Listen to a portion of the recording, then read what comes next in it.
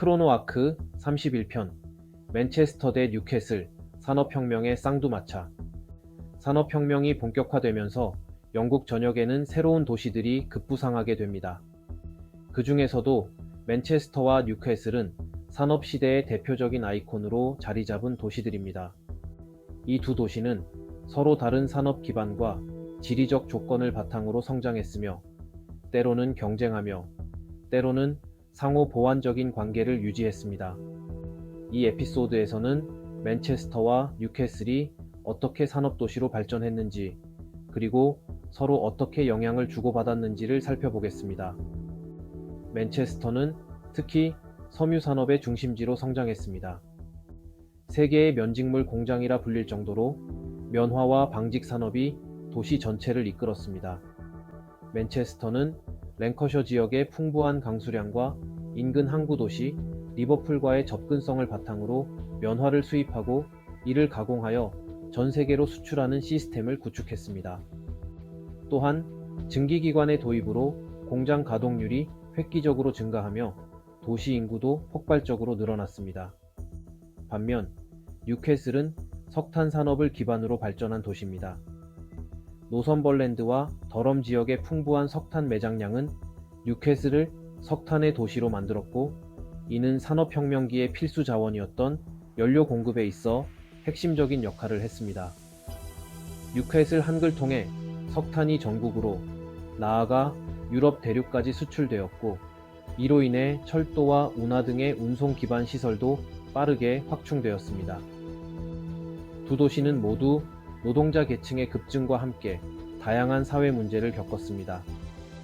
열악한 주거 환경, 장시간 노동, 아동 노동, 공해 문제 등은 산업도시가 마주한 공통된 과제였습니다. 이러한 문제들은 이후 노동운동과 사회개혁의 밑바탕이 되었으며, 특히 맨체스터에서는 노동자 계급의 정치적 의식이 급속히 성장하였습니다. 차티스트 운동과 같은 정치 운동은 이 지역을 중심으로 확산되었습니다. 뉴캐슬은 또 하나의 강점을 가지고 있었는데 바로 조선업입니다. 19세기 중반부터 뉴캐슬은 철강과 조선 기술을 바탕으로 해양산업의 중심지로 부상했고, 이는 영국 해군력 강화와 제국주의적 확장에 기여했습니다. 뉴캐슬에서 건조된 선박들은 전 세계를 항해하며 영국의 상업과 군사적 영향력을 확대시켰습니다. 두 도시는 문화적으로도 독특한 정체성을 지니고 있습니다.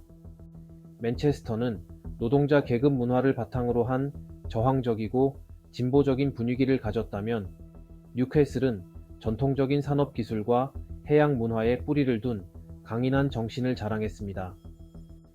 이러한 지역 정체성은 오늘날까지 이어져 각각의 도시가 가진 고유의 분위기와 문화적 자산으로 남아 있습니다. 맨체스터와 뉴캐슬의 경쟁은 단순한 도시 간의 경제적 경쟁을 넘어서 산업화 시대 영국이 어떤 방식으로 변화해 나갔는지를 상징적으로 보여줍니다. 두 도시의 사례를 통해 우리는 산업혁명의 혜택과 그 이면의 그림자, 그리고 지역 간의 발전 양상을 보다 입체적으로 이해할 수 있습니다. 이 두 도시는 각각의 산업 기반을 바탕으로 지역 경제를 견인했을 뿐만 아니라 영국 전체 산업 구조 내에서 상호 의존적인 역할을 수행했습니다. 면직물과 섬유 제품이 맨체스터에서 생산되어 수출되고 뉴캐슬에서 채굴된 석탄이 맨체스터의 공장에 공급되는 구조는 두 도시의 연결성을 강화하는 데 중요한 역할을 했습니다. 이처럼 서로 다른 산업이 하나의 경제 생태계를 형성하며 산업혁명의 동력으로 작용한 것입니다. 특히 철도는 이들 도시 간 연결을 더욱 긴밀하게 만들었습니다. 1830년대부터 철도망이 확충되며 물류가 급속히 효율화되었고, 이로 인해 양도시 간의 인적 물적 교류도 활발해졌습니다. 이는 단순한 경제적 이득을 넘어서 문화, 교육, 정치적 연대에도 영향을 미치며 영국 전체의 통합과 균형 발전에 기여하게 됩니다.